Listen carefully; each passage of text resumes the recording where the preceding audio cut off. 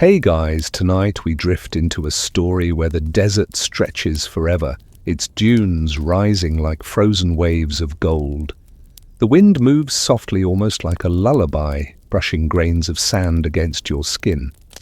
Somewhere in the distance, a drumbeat fades into silence, and the faint shimmer of torchlight marks a caravan moving slowly under the stars.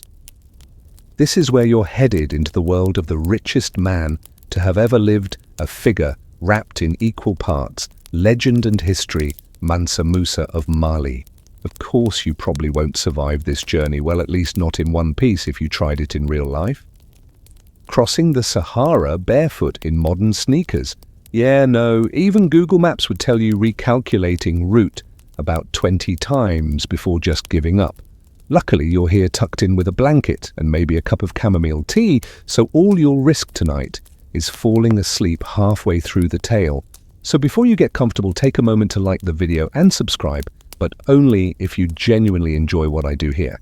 And while you're at it, drop a comment with where you're listening from and what time it is right now.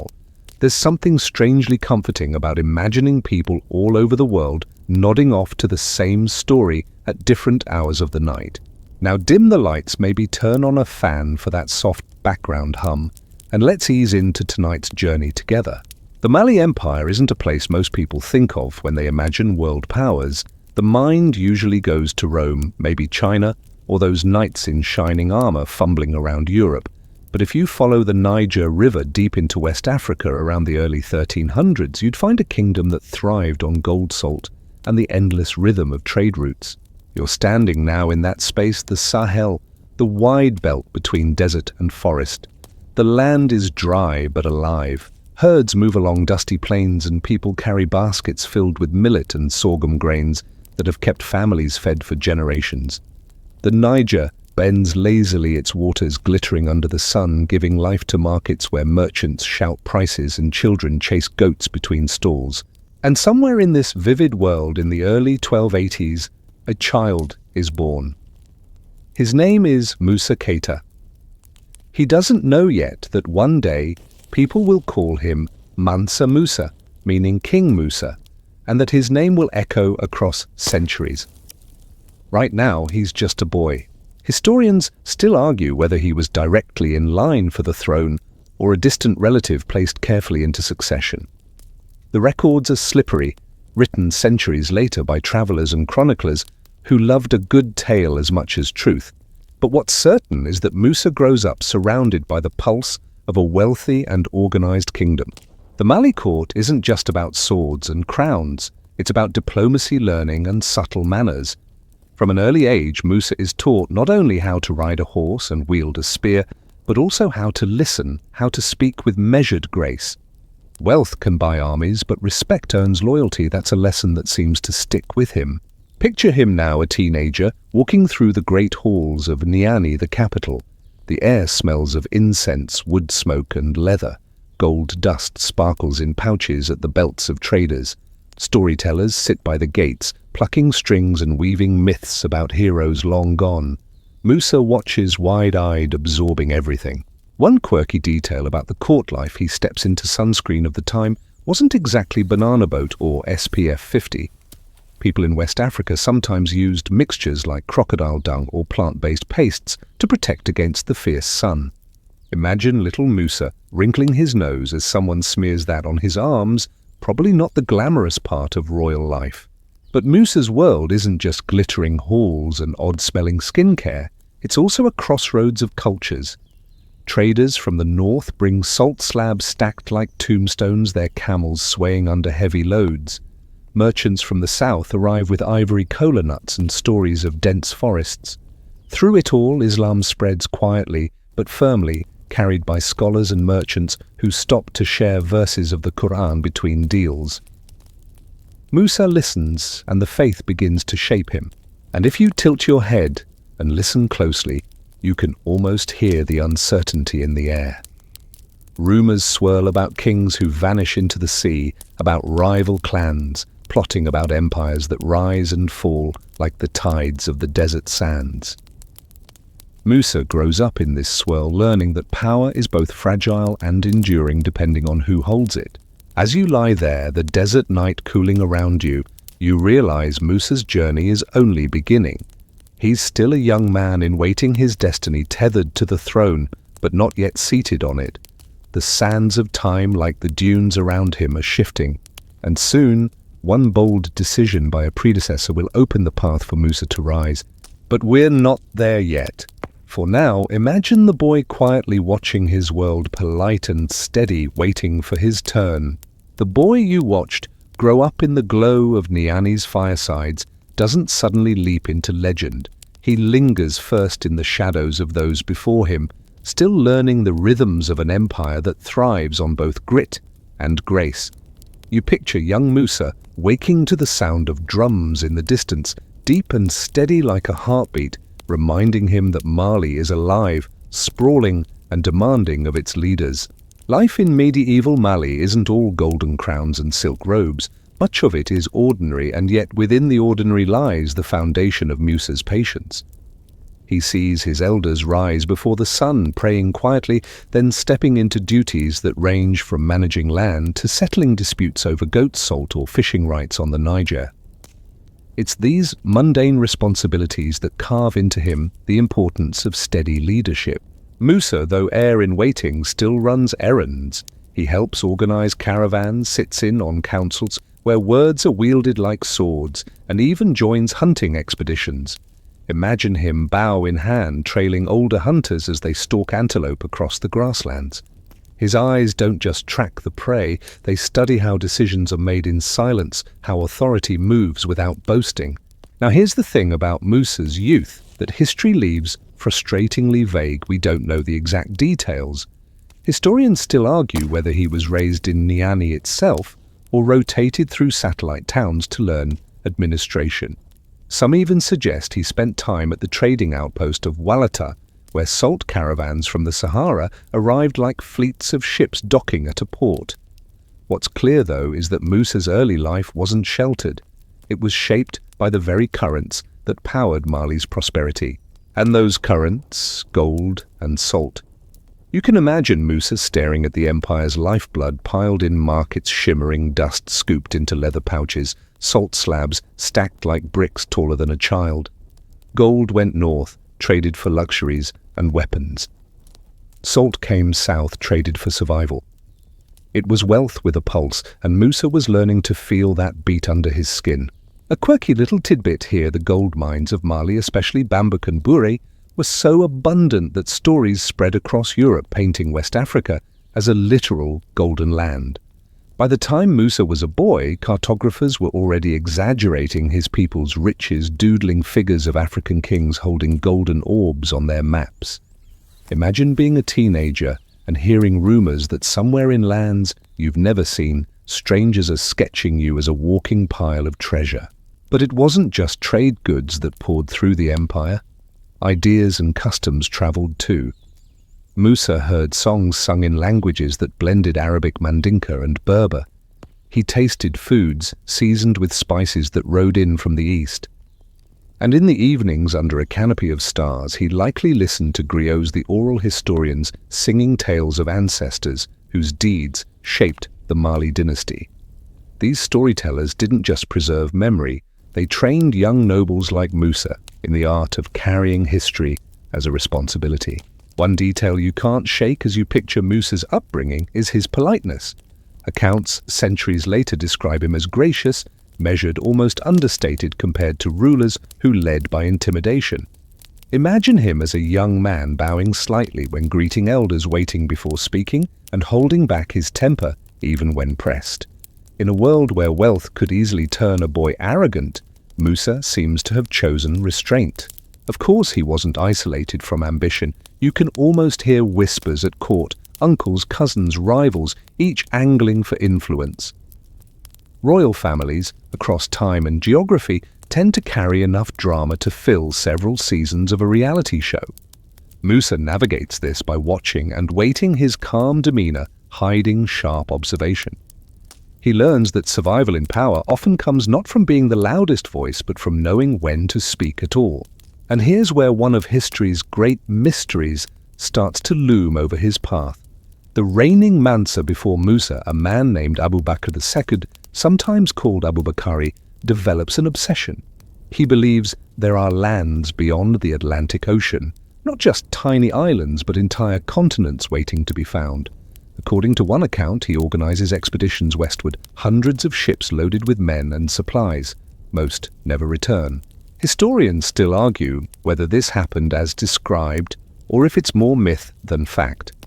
Did Mali's sailors truly attempt a transatlantic crossing before Columbus ever dreamed of it? If so, what became of them?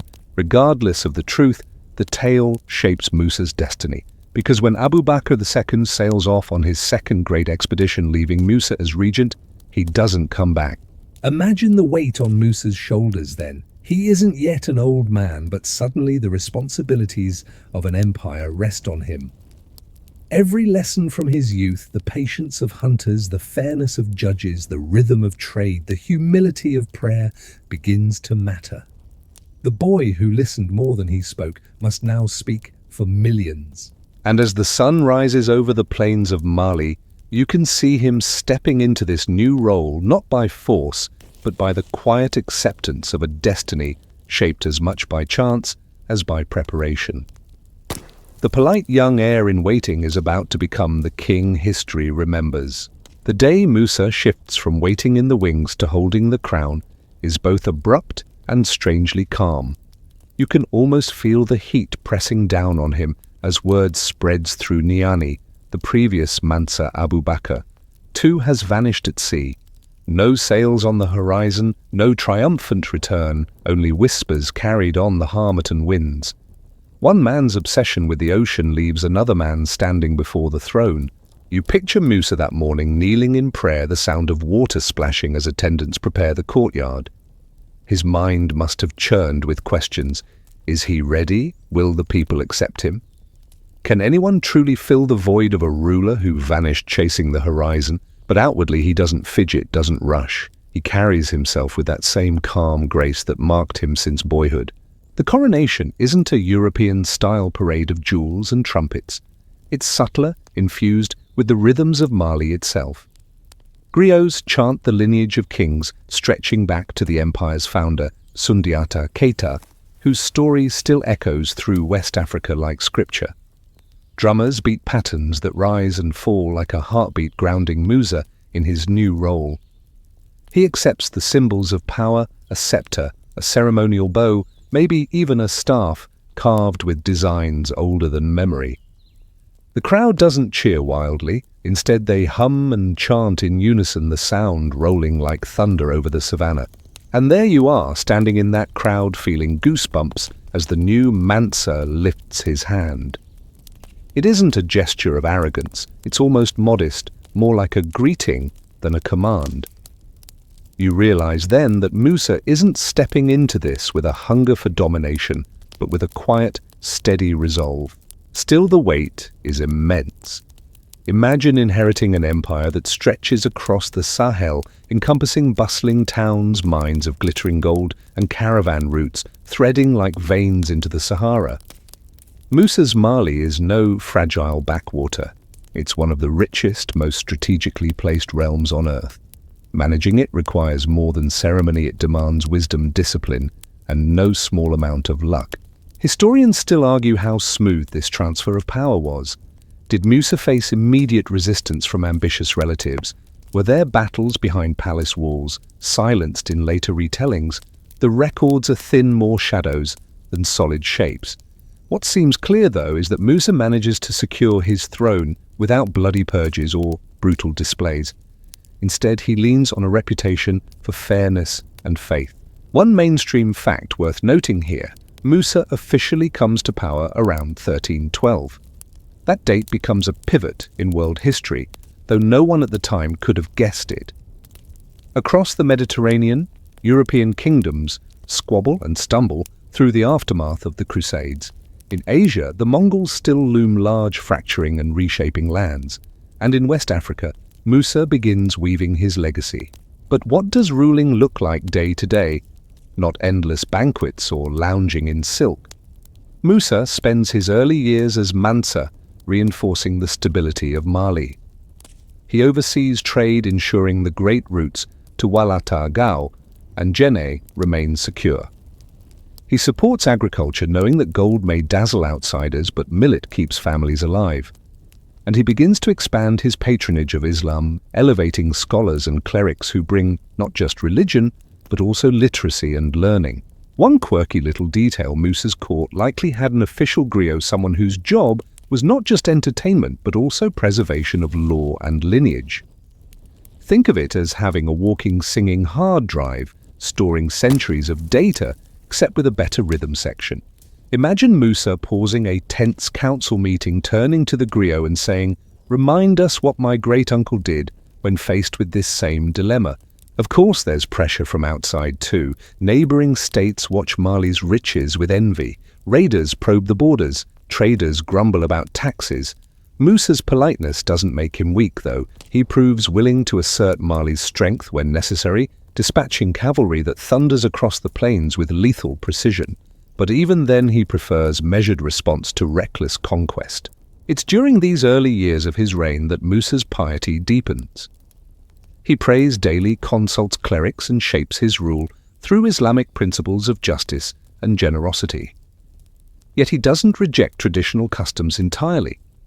Instead, he balances the old and new, respecting ancestral rituals while also fostering the faith that connects Mali to the wider Muslim world. That balance is part of his genius. He builds bridges where others might burn them. As the years pass, Musa's reputation grows, not just within Mali, but far beyond. Merchants carry tales of a ruler who is both unimaginably wealthy and unfailingly courteous. The name Mansa Musa begins to drift across deserts, rivers, and seas, carried in stories that sometimes stretch truth into legend. And then something stirs inside him. Maybe it's faith, maybe ambition, maybe both. Musa begins to dream of a pilgrimage, a Hajj to Mecca, that will not only fulfill his religious duty but also showcase Mali's splendor to the entire Islamic world. You can almost feel the anticipation building, like the quiet before a storm. For now, Musa remains in Mali, steadying his empire, walking the fine line between tradition and change. But the horizon is calling him, not in the reckless way it called Abu Bakr Teku, but in a measured, purposeful way.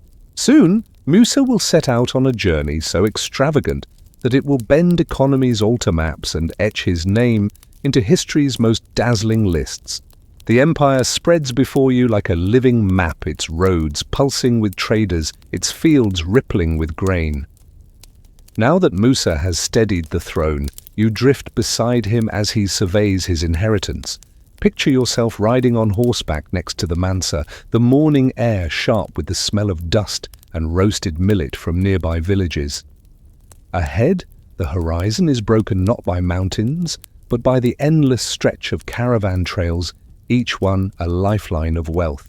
Mali, at its height, is a patchwork of cities, rivers, and territories bound together by loyalty, commerce, and Musa's careful governance. At the heart lies Niani, the capital, a town humming with markets, courtyards, and the constant rhythm of griots reciting history under the shade of baobab trees. But Musa doesn't just stay there. He knows power isn't rooted in one palace. It flows along the Niger River and into the bustling hubs that make Mali a giant of the medieval world. Let's glide first into Jenne, a city built on an island, its houses rising from the mud like sculpted clay castles.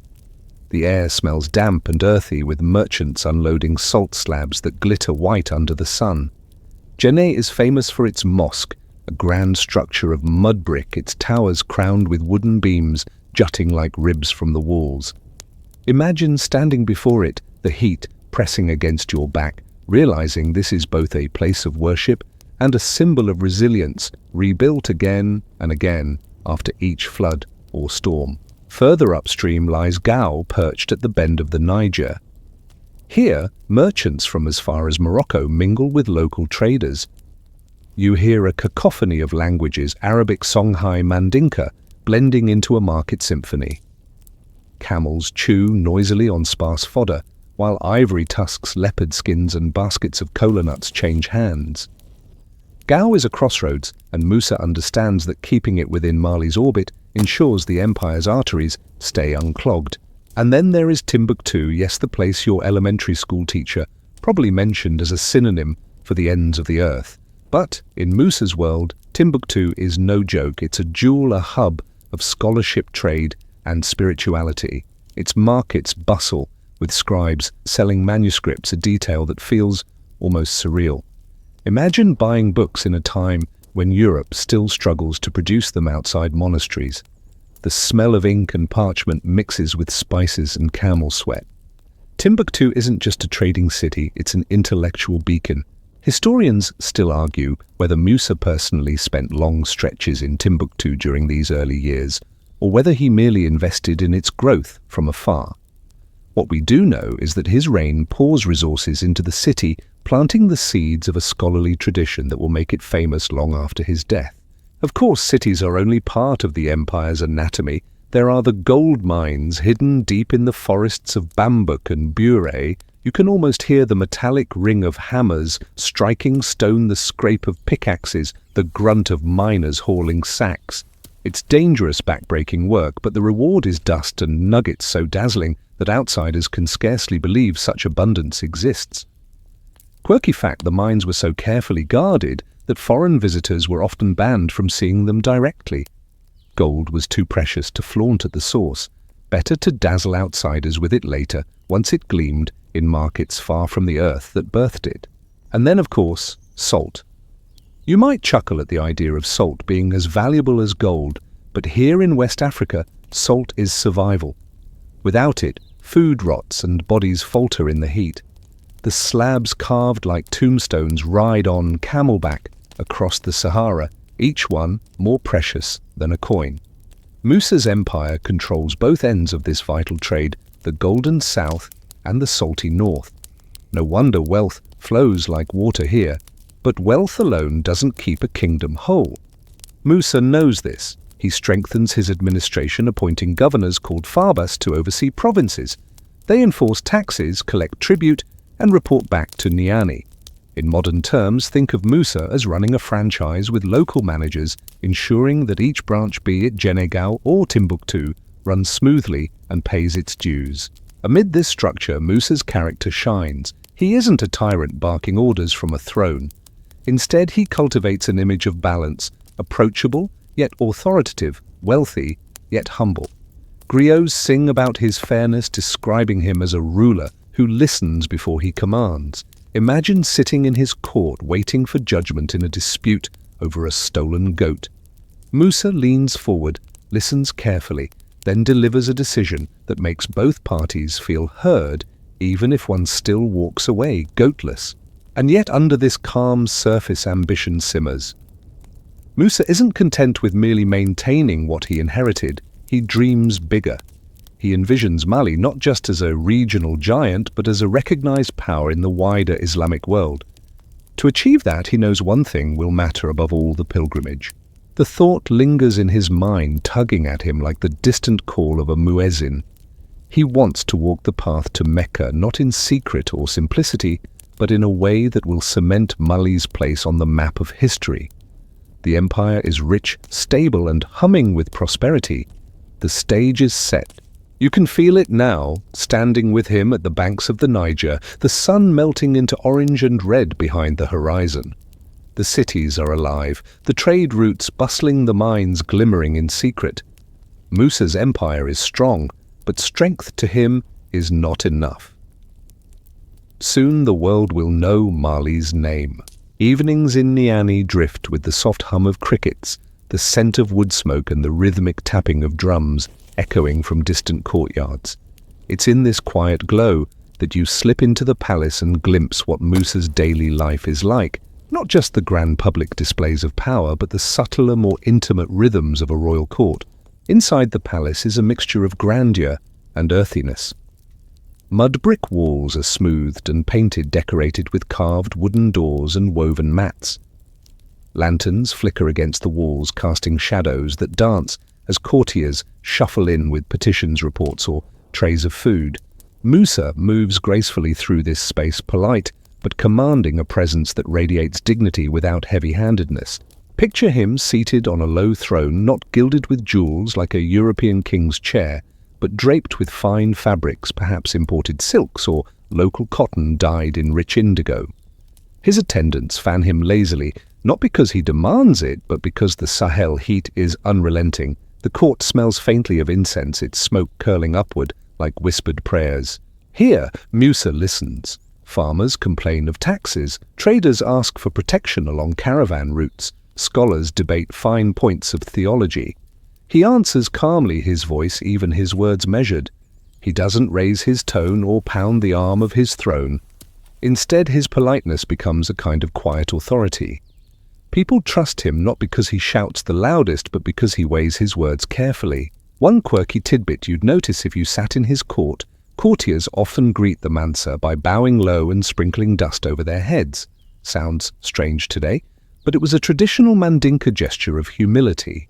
Imagine being a visitor and watching this ritual for the first time. You might wonder if everyone is suddenly acting out a strange, dust-based hair treatment. But to Musa, it's a sign of loyalty, and he returns the gesture with respectful nods. Music drifts constantly through the palace. Griots strum chorus, harp-like instruments with strings that shimmer in the night air, while others recite long epics of Mali's past. Musa encourages this not just for entertainment, but because he knows history sung aloud is a way of binding people to their roots. At times, he pauses official matters to let the music swell the rhythm filling the room, like a reminder that his reign is part of a much longer story. Court life isn't all solemnity. Laughter breaks out during meals when attendants bring trays piled with rice fish and spicy stews. Musa eats modestly compared to others, careful not to flaunt indulgence. After all, being the richest man alive doesn't mean gorging every night. Instead, he saves extravagance for moments that matter, preferring to model restraint day to day. You can almost hear him teasing a courtier over a poorly told joke, the laughter rippling softly through the room. But behind these gentle manners lies sharp strategy. Musa surrounds himself with advisors skilled in law, trade, and faith. He cultivates scholars who can interpret Islamic law, ensuring Mali's governance aligns with religious principles. He listens to generals who update him on border tensions, though he rarely rushes to war. His court becomes not just a palace, but a think tank, an early version of a cabinet meeting wrapped in robes and lutes. Historians still argue how much of Musa's reputation for politeness was genuine character versus clever politics. Was he naturally humble, or was he deliberately curating an image that made him appear unthreatening even while commanding vast resources? The sources lean towards sincerity, but it's hard not to wonder if part of his strength lay in being underestimated by rivals who mistook gentleness for weakness. In the evenings, after court settles and candles burn low, Musa often withdraws to pray. He kneels on mats woven from reeds, whispering verses, the smell of the river drifting through open windows. Faith isn't just personal for him, it's political. By embodying devotion, Musa sends a message: this empire is not only wealthy but also righteous. And yet, when you watch him rise from prayer and return to the quiet conversations of his household, you sense something stirring. He's content, yes, but not complacent. The world beyond Mali whispers to him through travelers' stories: Cairo's crowded bazaars, Mecca's holy Kaaba, Baghdad's libraries, even whispers of lands further east. These stories light a spark in him, a vision of connecting Mali more directly to the heart of the Islamic world. Imagine sitting by his side as he leans forward, listening to a trader describe the pilgrimage routes. His eyes glimmer not just with curiosity, but with intent. Musa begins to think about how Mali, so rich and powerful, could announce itself not through conquest but through generosity. He dreams of a pilgrimage that won't just fulfill his religious duty, but also etch Mali into the memory of every city he touches. The polite king in his quiet court is about to transform into a legend. You can feel it building like thunder in the distance. Soon his gentle manners will collide with unimaginable extravagance, and the world will never forget his name. The idea of pilgrimage lingers in Musa's thoughts like the persistent hum of cicadas in the Sahel night. At first, it's simply an obligation. Every Muslim, if able, is expected to make the Hajj, the sacred journey to Mecca, at least once in their lifetime. But for Musa it grows into something larger. It becomes a vision, a calling, a way to knit Mali into the broader fabric of the Islamic world. You can imagine him pacing through the palace courtyard at dusk, the air heavy with the smell of cooking millet porridge and wood smoke, his robes brushing the earth, as he listens to scholars recite the verses about pilgrimage. His lips move silently with the words, his mind already sketching possibilities. What if he not only travelled to Mecca, but made the journey an event so grand that no one in Cairo, Mecca, or even distant Baghdad could ignore Mali again? The empire has the wealth. The mines at Bambouk and Bure churn out gold dust so abundant it seems endless.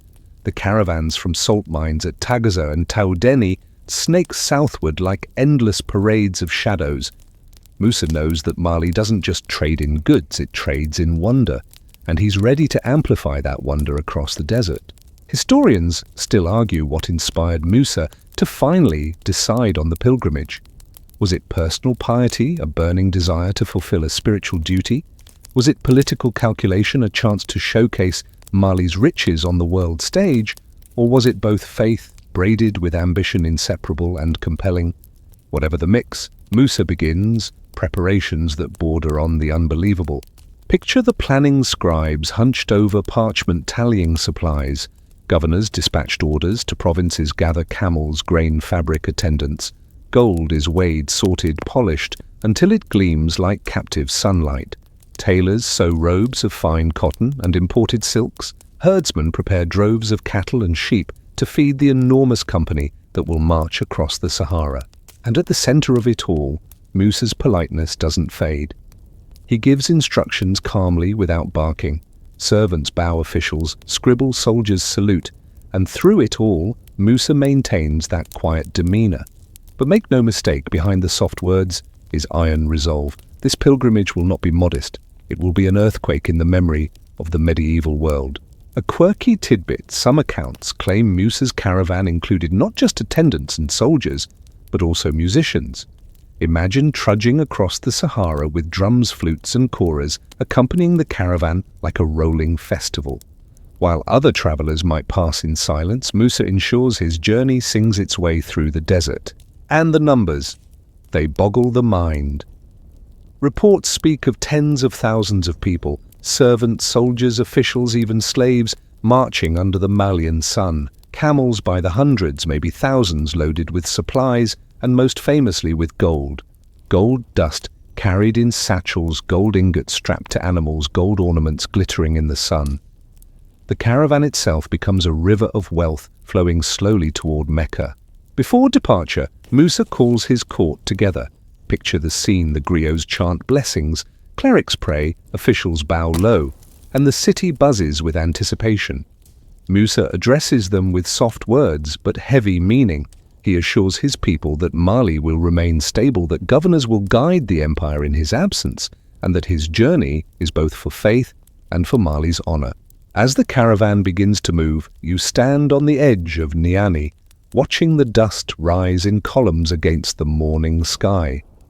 Children run alongside, pointing at the laden camels. Merchants pause their haggling to gape at the endless procession. It isn't just a pilgrimage, it's a declaration. And you realize something as you watch the polite Mansa mount his horse, robes flowing like waves of indigo and white. This isn't the story of a king quietly tending his fields anymore. This is the beginning of an odyssey that will shake economies, rewrite maps, and leave historians centuries later scratching their heads at its sheer audacity. Musa nudges his horse forward, the caravan stretching behind him like a living serpent of wealth and faith. The horizon swallows them slowly, the last shimmer of gold dust catching the sunlight before fading. The dream of Mecca is no longer a whisper. It is now a thunderous march, and the world is about to witness it. The caravan rolls forward like an endless tide, and you feel yourself swept up in its rhythm. Step after step, hoof after hoof, The sands of the Sahara swallow the sound, leaving only the creak of saddles and the occasional snort of a camel. The sun beats down mercilessly, a white-hot coin in the sky, and the air shimmers with heat that bends the horizon into a mirage. Yet despite the harshness, this is no ragtag group of pilgrims. This is an empire on the move. Picture the scene, tens of thousands of people stretching as far as the eye can see. At the head rides Musa himself, calm as ever, his robes flowing like water in indigo and white, his turban neatly wrapped. Around him, guards march in formation, shields, gleaming spears catching the sunlight. Behind them trail the attendant servants and scholars, each carrying bundles, books, or instruments. And then there are the camels. Oh, the camels. Each one sways under the weight of gold. Some carry dust stored in leather pouches, others ingots wrapped carefully, and still others ornaments crafted for display. It's as if Musa decided that the desert deserved a little sparkle. One chronicler claimed there were as many as 80 camels, each carrying over 100 pounds of gold. Whether or not the math checks out, the image is staggering, a glittering river of wealth crawling across the barren sands. Of course, wealth alone won't get you across the Sahara. The logistics are insane.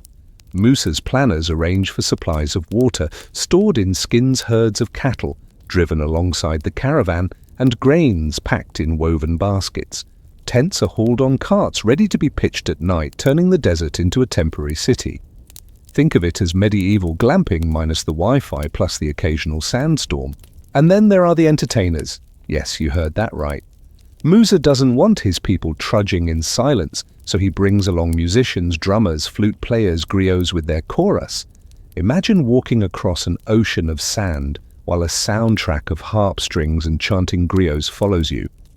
It's both surreal and strangely comforting, like carrying your own playlist across the desert.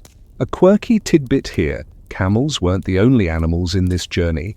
Some accounts suggest Musa brought along horses adorned in gold-trimmed saddles, and even falcons for hunting. So picture a procession that isn't just practical, but also stylish, royal in every detail, down to the accessories. But grandeur doesn't erase hardship. The Sahara is merciless. Days drag on under blistering heat. Nights plunge into cold that bites through thin robes. Sandstorms sweep up without warning, scouring skin and stinging eyes. Pilgrims stumble, camels groan, supplies dwindle faster than expected. Musa, though, remains steady. He prays at appointed times, reassures his followers, and presses on. His politeness doesn't falter, even when tempers flare under the stress of the march. Historians still argue the exact route Musa took, whether through Taghaza with its salt mines, or along more southern paths hugging oases. What's certain is that he understood the necessity of resting at waypoints, wells, towns, and trading posts that dotted the desert like fragile lifelines. At each stop, Musa's generosity flashes. He pays for water, food, and shelter, not with haggling, but with gold, sometimes more than necessary. Local villagers stare in awe as coins and dust trickle from his hands. And here's the thing, his politeness isn't just personal, it's diplomatic. Musa treats even the humblest oasis host with respect, his words carrying the same weight as his gold. The effect is electric. By the time he reaches Egypt, whispers already run ahead of him. A king of untold riches is crossing the desert, and he is not arrogant, but gracious. You can almost see it now, standing on the edge of an oasis, as the caravan sets camp. Fires crackle, smoke curls into the night sky, and griots strum their instruments, singing softly under the stars. Children chase each other between tents, traders haggle over spices and cloth. Soldiers sharpen their blades by firelight. Musa sits quietly among them, praying, eating sparingly, speaking kindly. The world's richest man, surrounded by extravagance yet carrying himself with calm dignity. And as you lean back, gazing at the desert stars above you, realize this caravan isn't just a march. It's a moving declaration, a performance on the grandest scale. The world will never see the Sahara the same way again. Tomorrow, Cairo awaits a city about to have its economy shaken by one man's generosity. The first glimpse of Cairo is almost overwhelming. After weeks of barren dunes, the caravan crests a ridge and sees the Nile Valley unfurling like a green ribbon through the desert. Palm trees sway lazily, minarets rise above clustered rooftops, and the air itself feels different, thicker, with humidity alive with the scent of water and blooming flowers. For Musa and his company, it must feel like stumbling into paradise after the Sahara's brutal emptiness. You shuffle alongside the procession as it winds into the city. Cairo in the early 14th century isn't just any city, it's one of the jewels of the Islamic world, a crossroads of scholars, merchants, and pilgrims.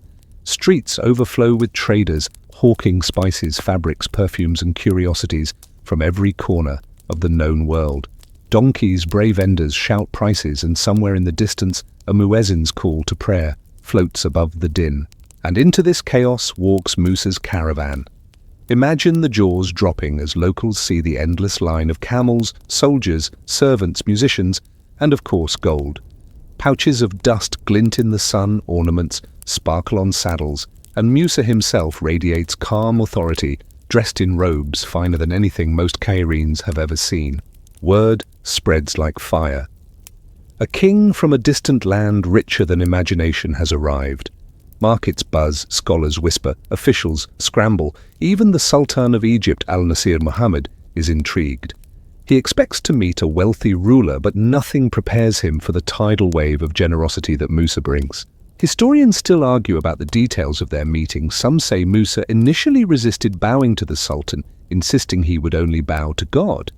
Others suggest he handled the encounter with his trademark politeness, greeting the Sultan with dignity but without groveling. Either way, Musa makes an impression, a king who knows his worth, who radiates both humility and unshakable presence.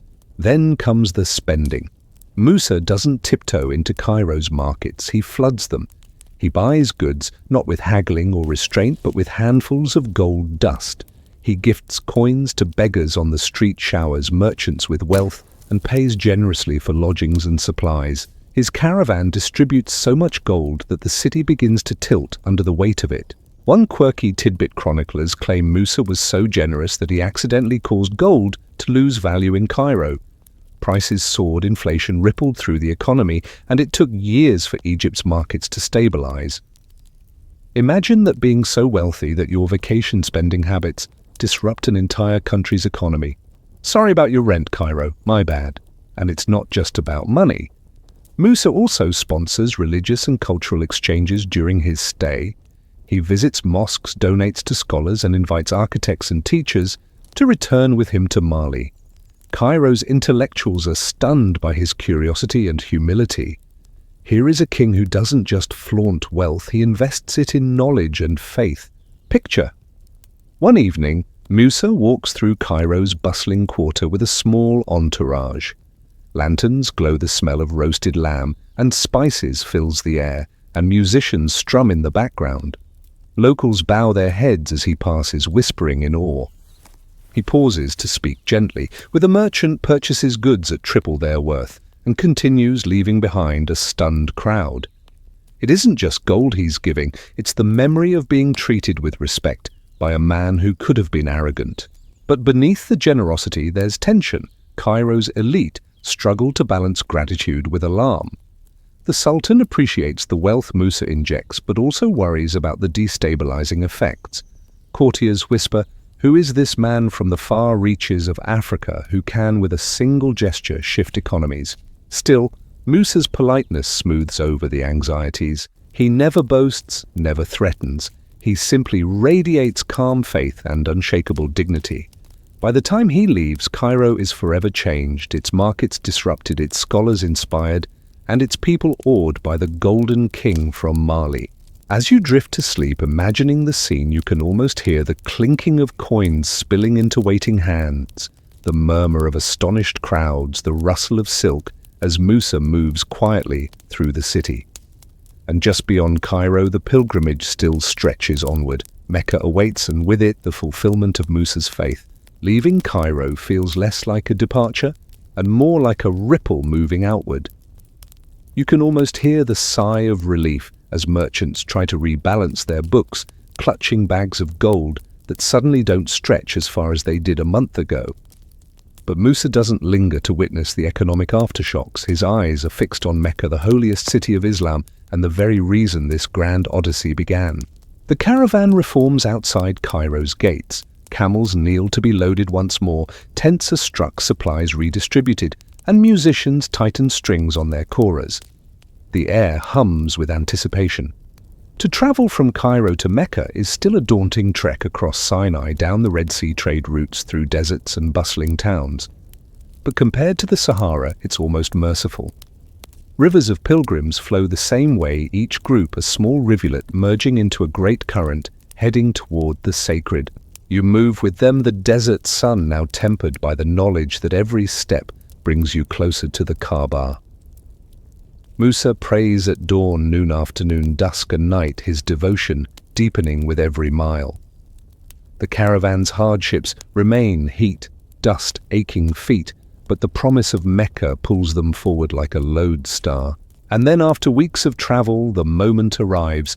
The caravan crests a ridge, and there it is, Mecca, nestled between arid hills, its homes clustered like pale stones, and at the center, the sacred Kaaba wrapped in its black cloth, waiting like a heartbeat in stone.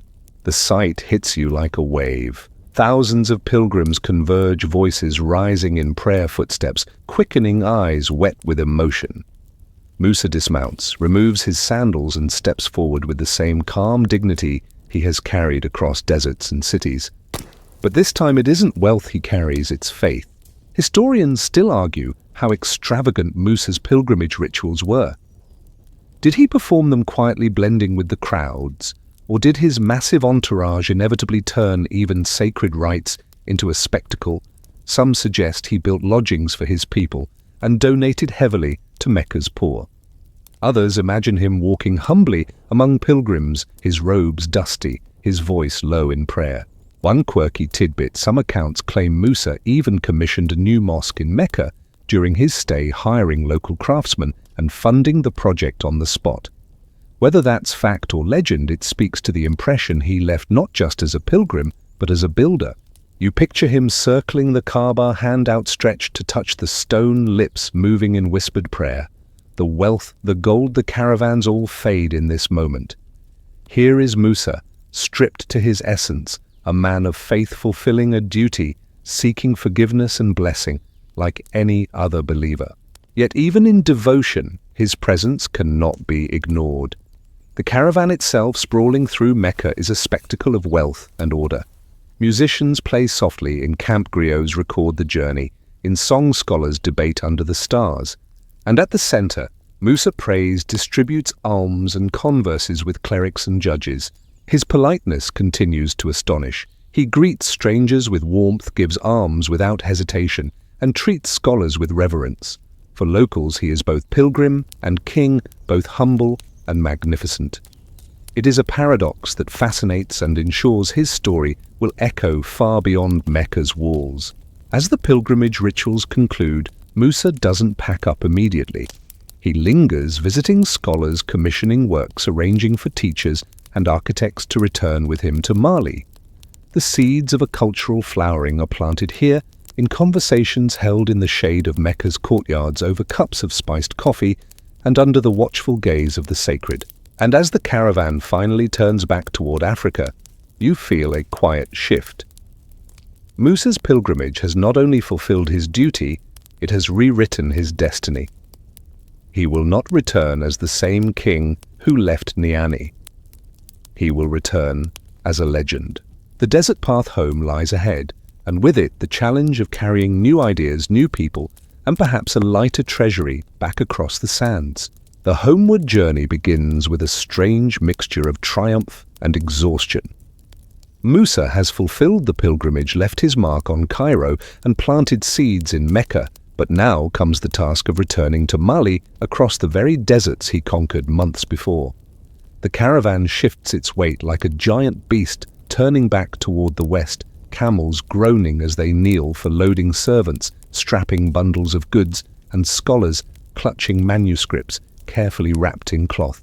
And this time, the caravan carries more than gold. It carries people, architects, scholars, jurists, and craftsmen whom Musa has invited to Mali.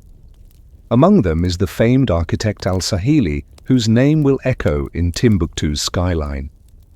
Musa doesn't just want to bring back wealth, he wants to bring back knowledge, structure and beauty. The trek is not without strain. Supplies are lighter tempers, shorter, and some members of the company have grown weary of endless sand. Nights stretch long with fatigue, and the songs of the griots are tinged with melancholy. But Musa himself stays steady, his calm presence anchoring the group. Even when disputes flare, someone loses a camel, a servant grows ill, a soldier grumbles about rations. Musa's polite, measured words soothe the tension. One quirky tidbit: some accounts claim Musa actually had to borrow gold in Cairo. Before leaving, since his generosity had been so overwhelming, it nearly drained his reserves. Picture that the richest man in history politely asking for a loan because he gave away too much. If true, it adds a strangely human touch to the story, a reminder that even limitless wealth can feel finite when generosity burns too bright. As the caravan trudges westward, memories of the Sahara loom like ghosts. The heat, the mirages, the sandstorms all threaten once again.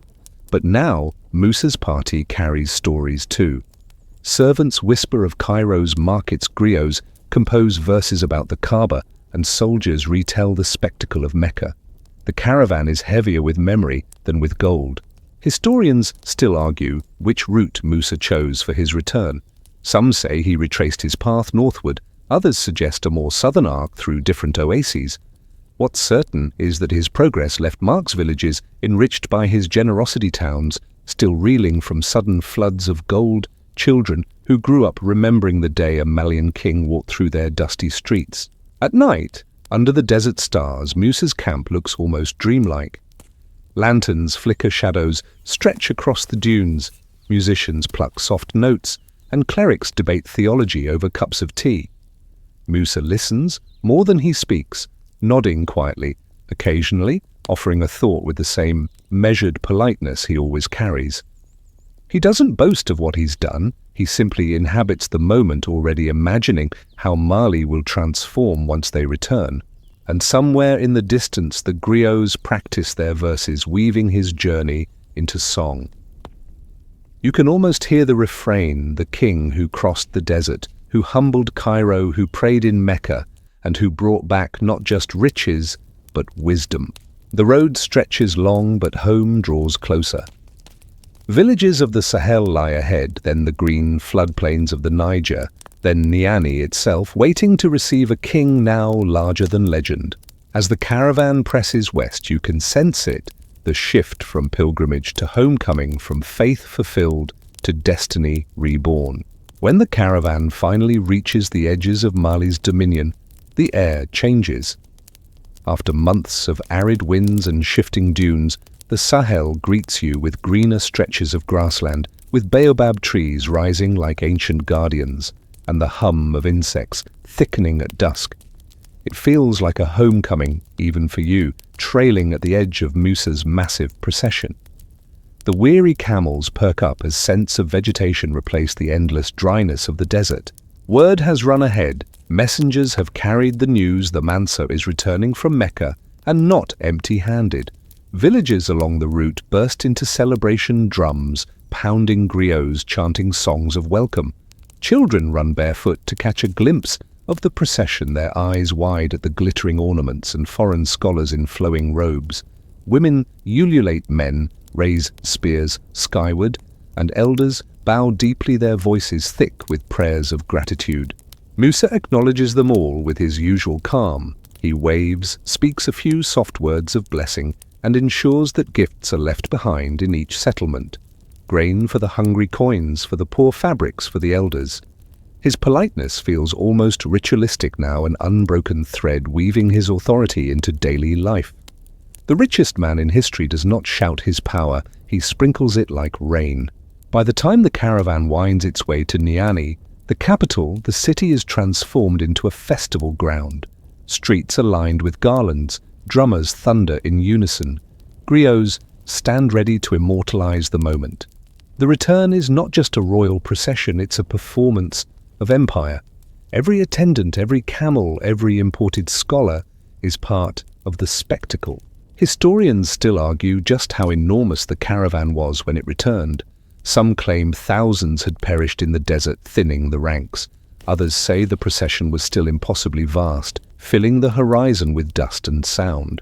Whatever the truth, the impression it left was undeniable. Mali's king had gone to Mecca, and now Mali was something larger than before.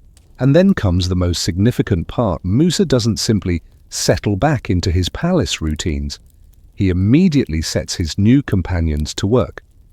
The architect al-Sahili is tasked with designing structures that will redefine Mali's skyline. Scholars begin teaching manuscripts circulate, and Islamic jurisprudence is woven more tightly into the empire's governance. Musa sees Mali not just as wealthy, but as a center of faith and knowledge. A quirky tidbit tradition says that one of Musa's first acts was to commission a grand mosque in Gao, and later others in Timbuktu. The Jingwareba Mosque, attributed to al-Sahili, becomes a lasting symbol of this period. Imagine a skyline, shifting mud brick walls, rising carved wooden beams, jutting like ribs of an enormous beast, minarets, standing tall where once there was only open sky. At court, Musa remains polite as ever, but there's a new gravity to him. He has walked the markets of Cairo, prayed at the Kaaba, and brought the Islamic world's finest minds to his doorstep. His gaze seems to stretch beyond Niani's walls, as though Mali itself is now too small for his vision, and the people feel it. Traders speak of Cairo's wonder. Pilgrims retell stories of the Kaaba. Griots sing of Musa's politeness in the face of sultans. Children grow up repeating the tale of the king who turned the desert into a road of gold. But even as you watch this triumphant return, you sense that the pilgrimage has transformed more than just Musa's empire. It has altered how the world sees Mali. No longer a distant, shadowy land of gold on the edge of maps, it is now a beacon of wealth, faith, and culture. The celebration swells late into the night, drums echoing across the Niger plain, griots chanting verses under the stars, and Musa sitting quietly among them, his expression serene. He has returned, yes, but the work of reshaping Mali is only just beginning. The days following Musa's return feel like the opening act of a brand new performance. The capital of Niani hums with activity, masons stacking bricks, scribes copying manuscripts, courtiers arranging delegations.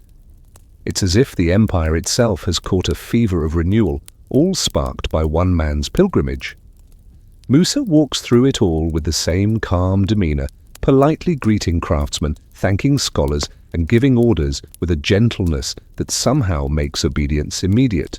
One of his greatest ambitions now takes shape, turning Mali into a center of learning to rival any in the Islamic world. Scholars from Cairo, Mecca, and beyond are installed in the cities of Gao and Timbuktu, where they teach astronomy, mathematics, law, and theology. The sound of recitation fills the air, students sitting cross-legged with wooden tablets in hand tracing verses with charcoal ink. Historians still argue whether Musa personally founded the legendary Sankore University in Timbuktu or merely expanded it. Either way, the institution becomes a beacon of scholarship, drawing students from across Africa and even beyond. Imagine libraries swelling with manuscripts, treatises on medicine, astronomy, charts, Quranic commentaries, so many that centuries later thousands will still survive, tucked away in family trunks and dusty archives. And architecture rises too. Musa commissions mosques that blend North African styles with local Sahelian techniques. Mud brick walls soar buttressed by timber beams, giving the buildings a ribbed organic quality. The Jingwareba Mosque, designed by al-Sahili, becomes the crown jewel, its prayer hall vast enough to hold entire congregations, its minaret standing like a sentinel over Timbuktu. Here's a quirky tidbit. Al-Sahili wasn't just an architect. Some accounts say he was also a poet known for composing verses in Arabic. So when he supervised the building of mosques in Mali, he may have been reciting lines of poetry to the workers, blending art and labor in a way that feels strangely modern, like construction with a soundtrack. Beyond buildings and books, Musa also strengthens administration. Governors are appointed, tax systems refined, trade more carefully monitored. The empire's veins, its trade routes of gold and salt, pulse more steadily under his guidance. Yet even as he centralizes power, Musa's politeness never falters. He receives petitioners with patience, thanks officials for their service, and insists on decorum in court. Of course, not all is smooth. Wealth breeds envy, and Musa must manage rivalries among nobles and governors who chafe under his authority. But his pilgrimage has given him a kind of aura, a sheen of sanctity that disarms opposition. Who dares to defy the man who walked to Mecca and back, who humbled Cairo, who built mosques with his own gold? At the same time, Timbuktu grows from a trading outpost into a cultural capital. Caravan after caravan unloads goods, ivory, cola nuts, slaves' books. Merchants haggle in markets thick with dust and chatter, while scholars debate under shady awnings. Musa himself occasionally visits his presence both inspiring and intimidating. Children scatter griots, sing merchants bow, and the polite Mansa listens, nods and issues decrees in his quiet voice. As the empire flourishes, stories of Musa's pilgrimage continue to ripple outward. In Europe, cartographers begin sketching Mali onto maps. A few decades later, a Catalan atlas will depict Musa holding a golden orb and scepter, his face calm, but his wealth unmistakable. It's one of the earliest images Europeans have of sub-Saharan Africa, not a land of shadows, but a land ruled by the richest man alive. You lean back in the courtyard of Timbuktu, hearing the call to prayer echo off fresh plaster walls, smelling dust mingled with incense, feeling the hum of scholarship in the air. Musa has done more than return home. He has remade home into something greater. And yet beneath all the glory one can't help but wonder, how long can such brilliance last?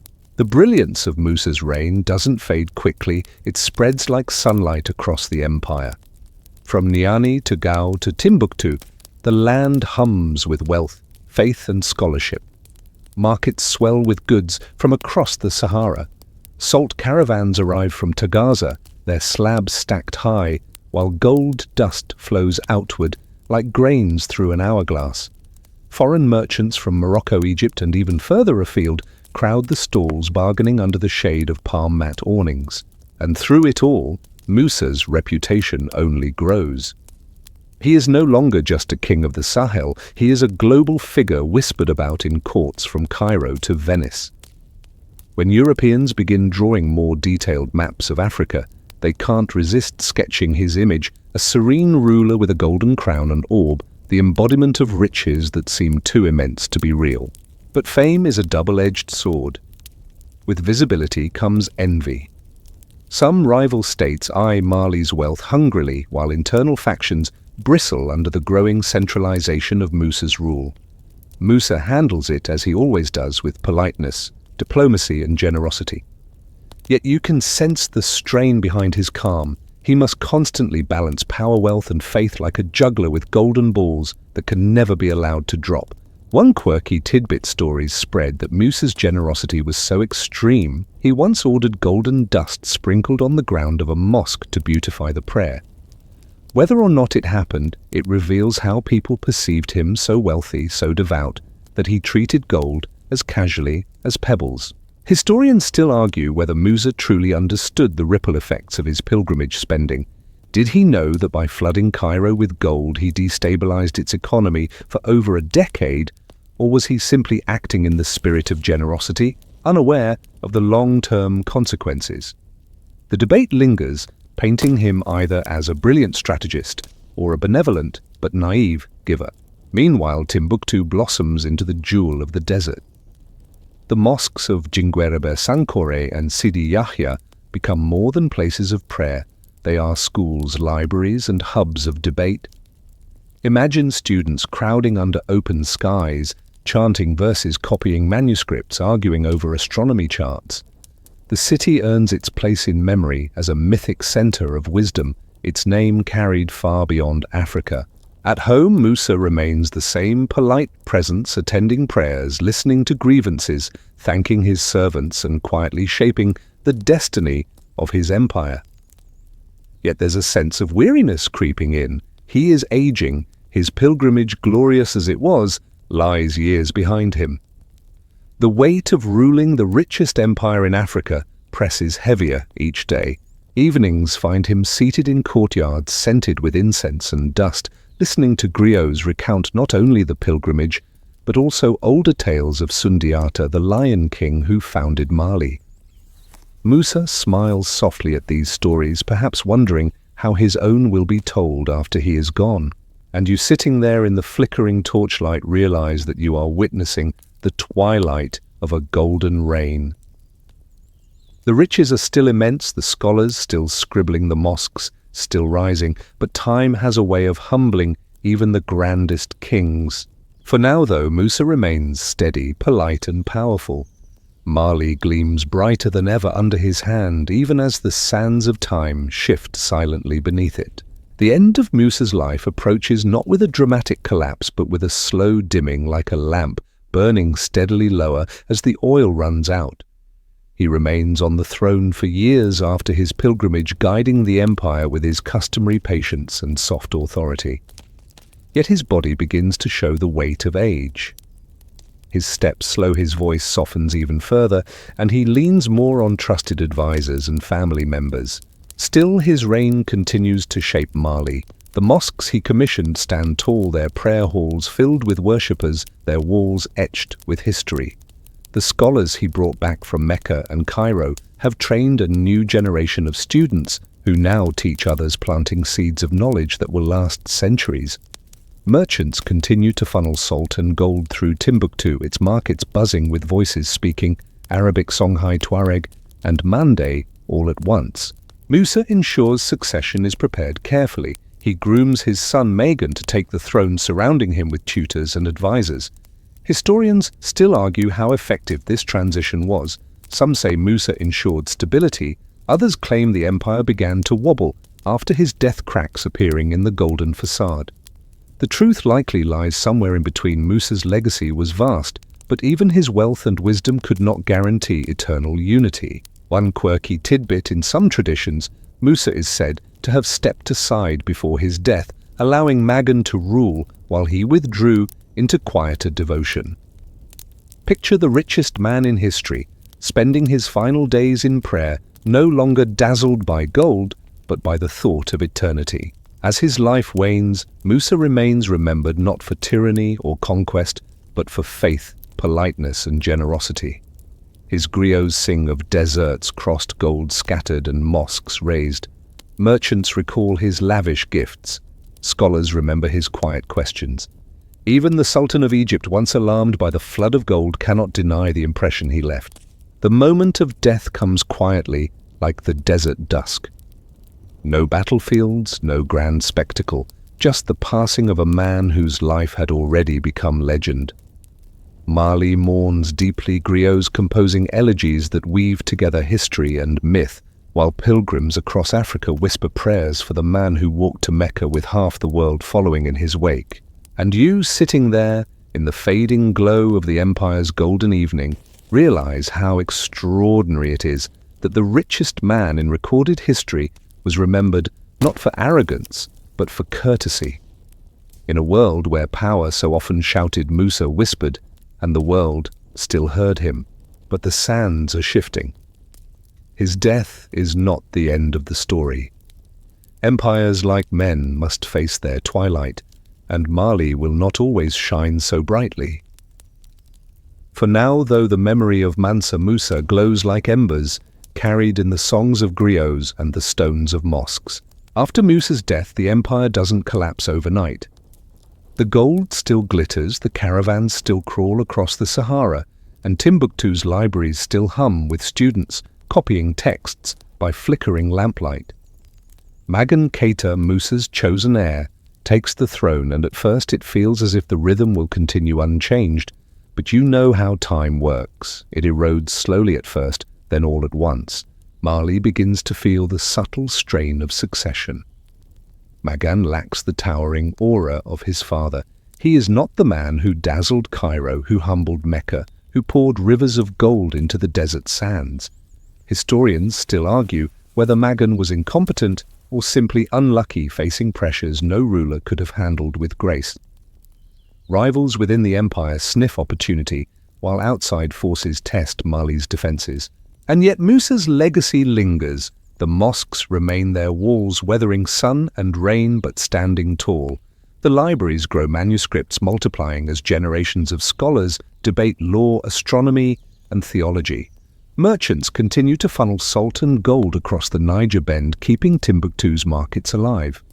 For decades, travelers still speak of the pilgrimage, retelling it as if it had just happened yesterday. One quirky tidbit: European mapmakers decades later keep drawing Musa on their charts, seated serene, holding a golden orb. To them, Africa is Musa and Musa is Africa. Even when Mali's power begins to fade, his image endures, etched into parchment thousands of miles away by people who never met him but could not stop imagining him.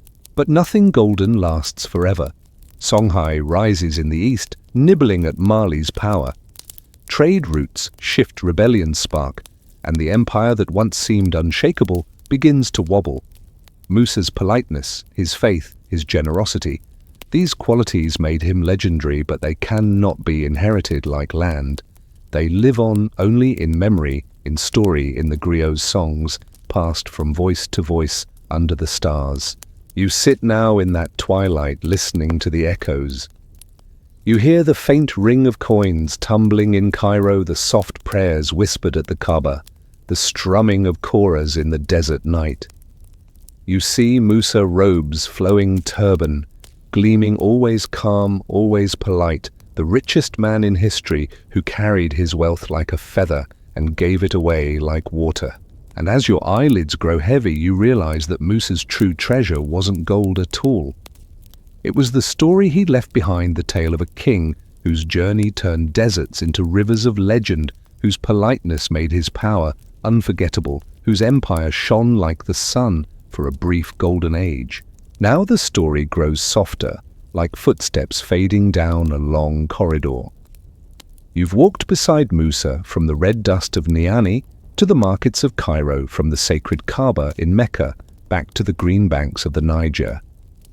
You've seen the caravans shimmering across the Sahara, the mosques rising under al-Sahili's hand, the libraries swelling with knowledge that would outlast the man himself. And now the journey slows.